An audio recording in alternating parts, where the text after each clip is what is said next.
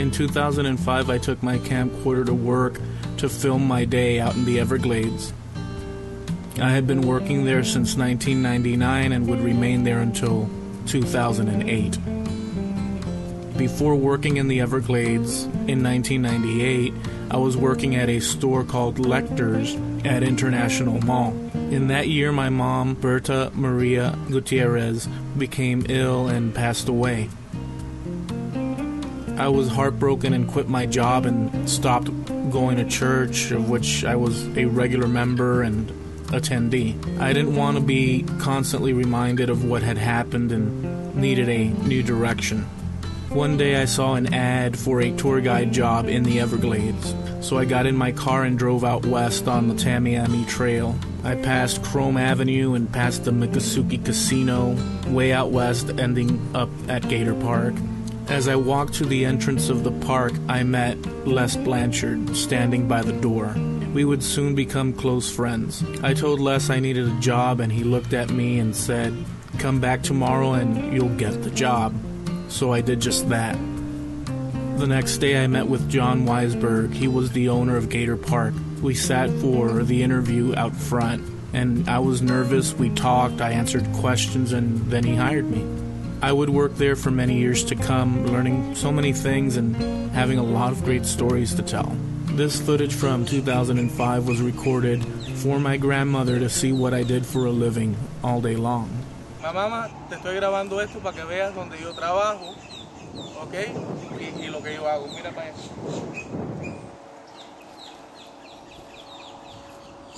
Okay.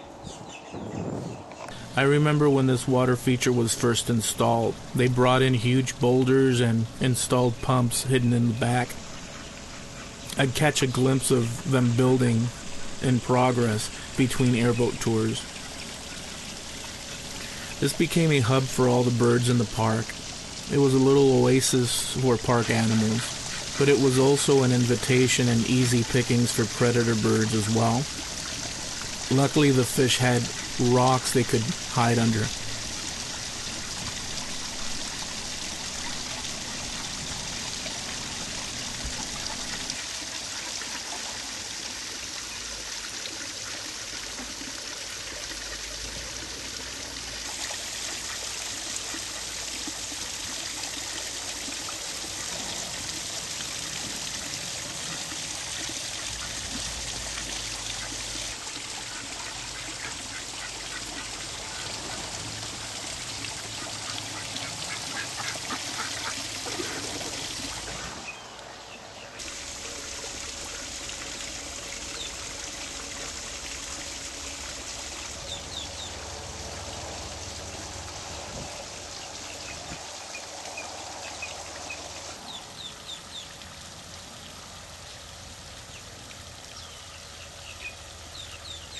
Peacocks, just like chickens and other park birds, would perch up above the ground at night, and that's how we'd find them in the mornings. They would always group together for safety.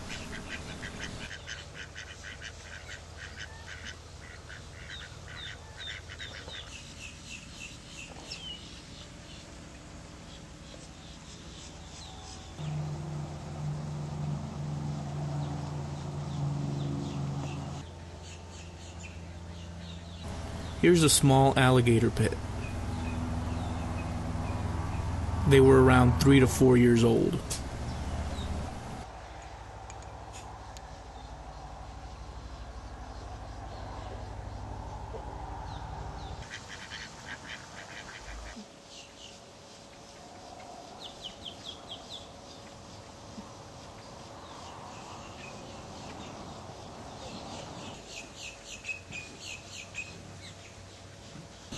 This was the entrance to the wildlife show.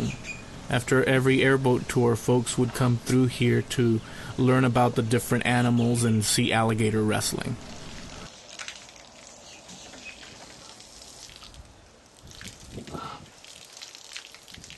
That's Tom Batchelor cleaning out the gator pit. Hey, Tom. Oh, well. Just the morning clean.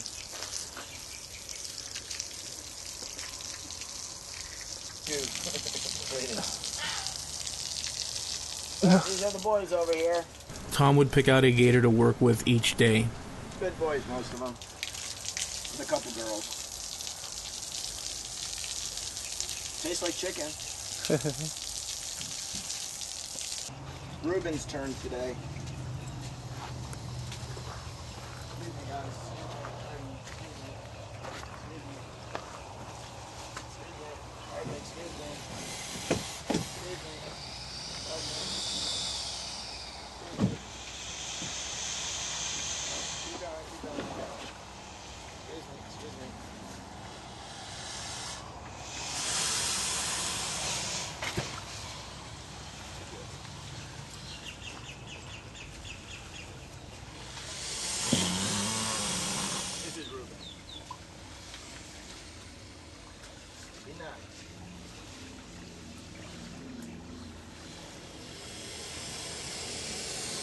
Excuse me. Excuse me, pardon me.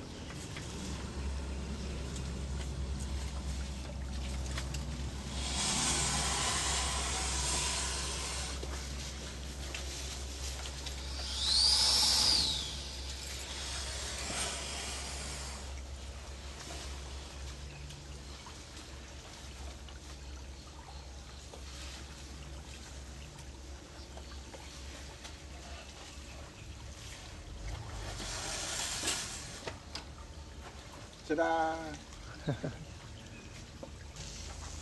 Here's a black and white lemur.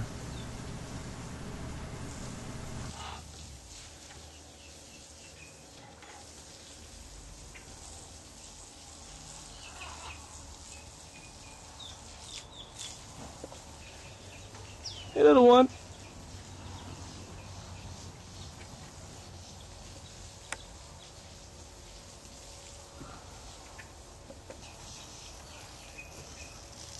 Baby alligators to show the crowds.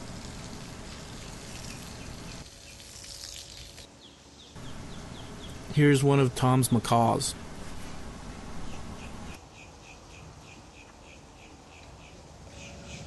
Giving you a mini show. Why are you recording me, man? This is Eddie Garza, one of the Airboat Tour guides. Here's Glenn Wilsey getting ready to go out on tour.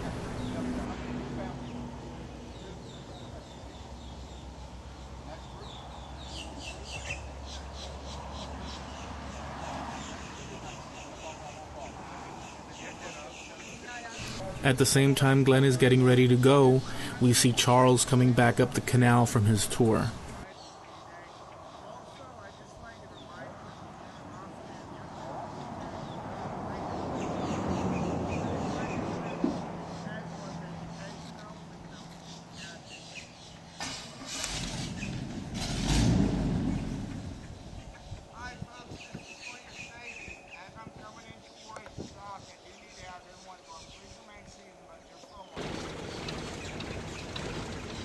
In order to dock, we would have to swing the boat around, and it would dock with the back right side touching the dock first.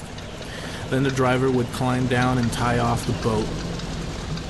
That's if it was done right. In harsher conditions and with less experienced drivers, the boats would on occasion slam into the dock. If the wind was blowing hard in just the right direction, it could be difficult. These airboats have no brakes or reverse.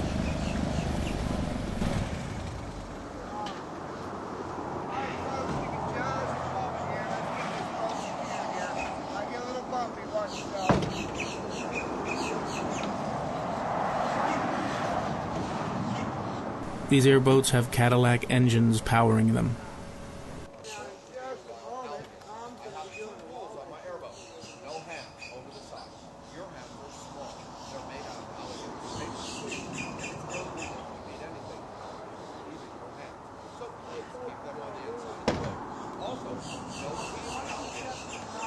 One foot from the water.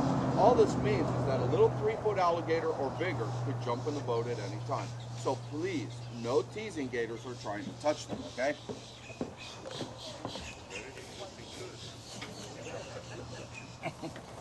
Oh, one more thing.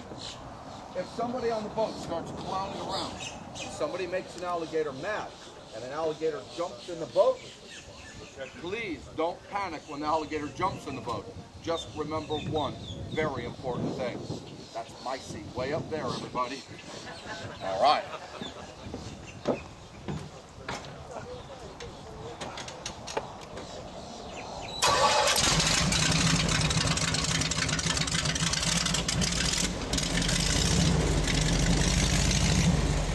Everywhere we go today, I need you guys to help me find alligators. The only thing I'm not going to let you do today as a tour guide is drive the airboat. Okay? Scorpion. And this is Esmeralda, an emperor scorpion from Africa. Now, these guys jump about 3 feet too, by the way.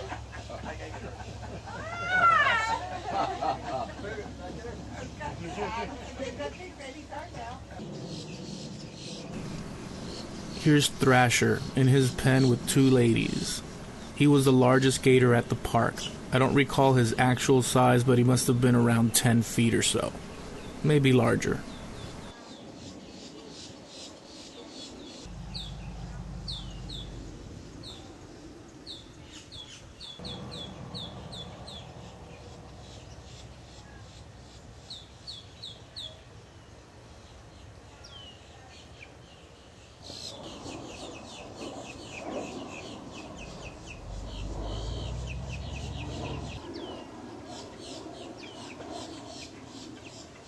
This is the man-made lake behind Gator Park.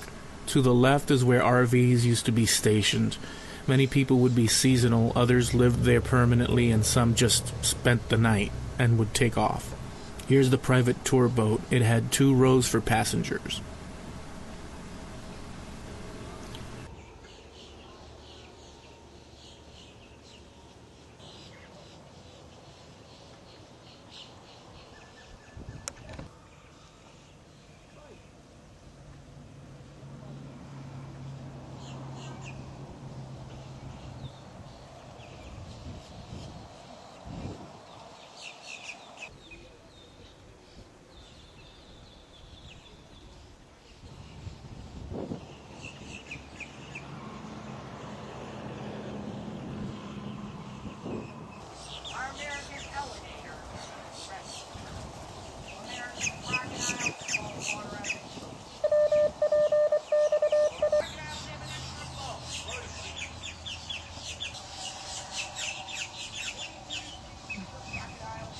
I filmed a little bit of me on tour as well.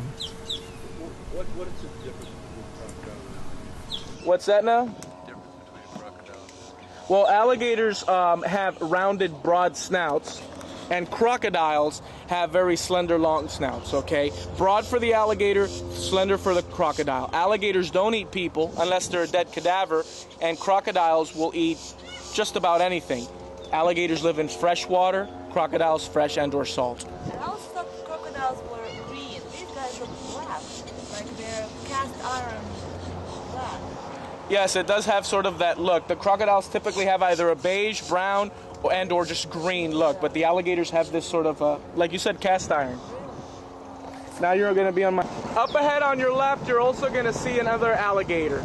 Do you see something there? Right in there.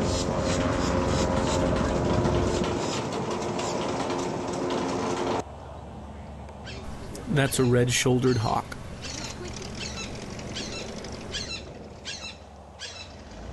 Yeah, baby. Sit there long enough, we'll get to you. Oh, I see it.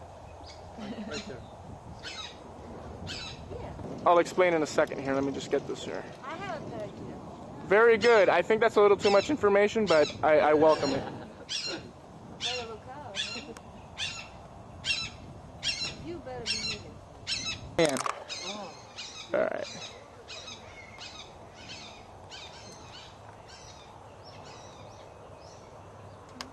There's Glenn again and heading back to the dock, and I'm on my way out to the river of grass.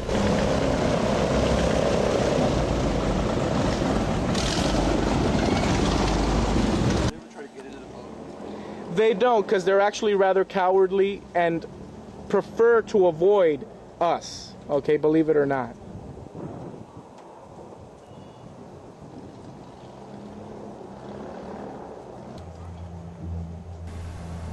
There's Eddie starting his tour closer to the dock.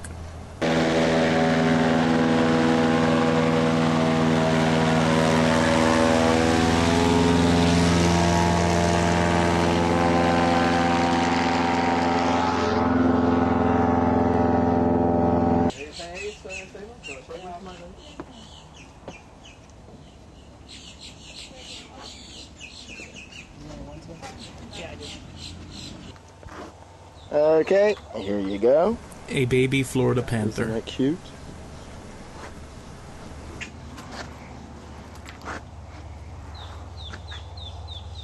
Squeeze it a little bit when she first gets it in her mouth to get it started. There you go.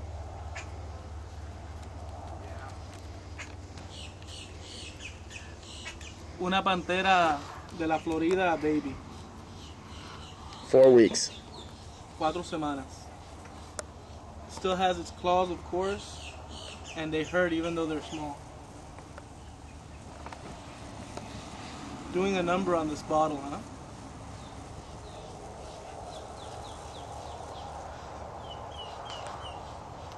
Maybe? Look at those claws.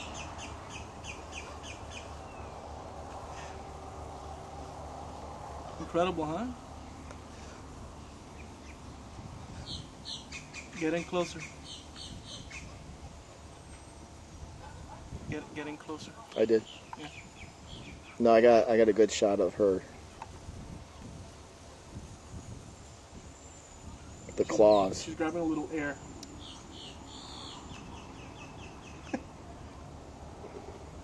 She's not doing that much of a mess, but she's drinking all of it. Yeah. No, she's usually pretty good. Her tongue's wrapped around the nipple. And she's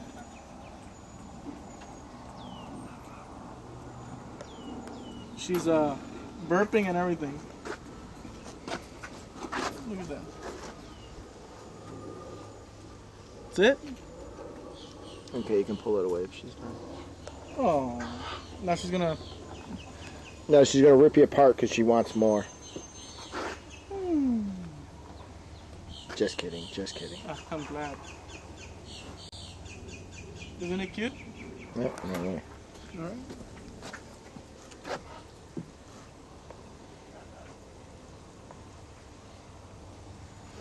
Alright. So you want to do number 2? No. The second part? Alright, we're good. It should be.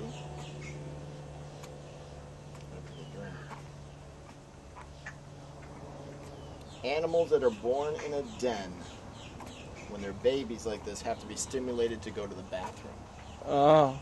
In the wild, you know, like bears, wolves, things like that, they're sitting in the den for 3 months, and to keep it clean, the mother would lick the baby's butts, make them go to the bathroom, and then she eats it.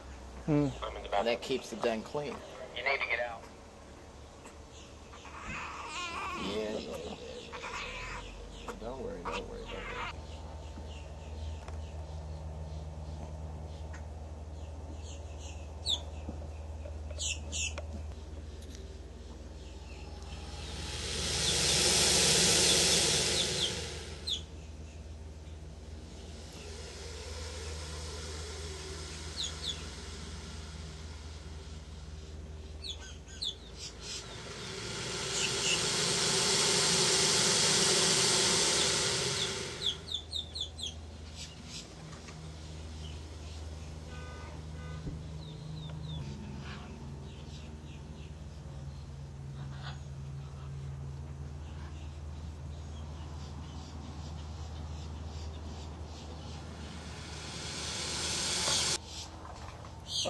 This is Ruben, about 7 years old. Now, an alligator has 80 teeth. Lose a tooth, grow it back in 2 to 3 weeks. Go through about 3,000 teeth in their lifetime. Look down his throat, you can't. Tongue's designed like a valve, so they can bite, chew, kill underwater, and not drown. See that tongue way back in there? A lot more efficient killing in water than land. I'm going to do the mouth. Now their mouth is a lot like a mousetrap. As long as you don't touch anything, open up, anything inside,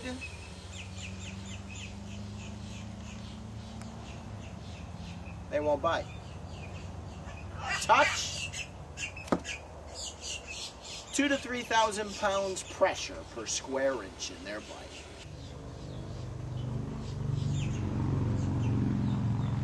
They won't bite. Touch, 2,000 to 3,000 pounds pressure per square inch in their bite. Don't want 2,000 to 3,000 pounds pressure per square inch in their mouth. Don't want to get your hand caught in the mouth. Nice boy.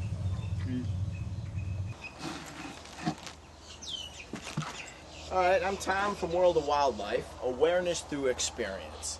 Okay, the main purpose of World of Wildlife is to get people involved to appreciate wildlife. Because the bottom line, if you never see it, you'll never care. I hope you enjoyed the video. I'll catch you next time.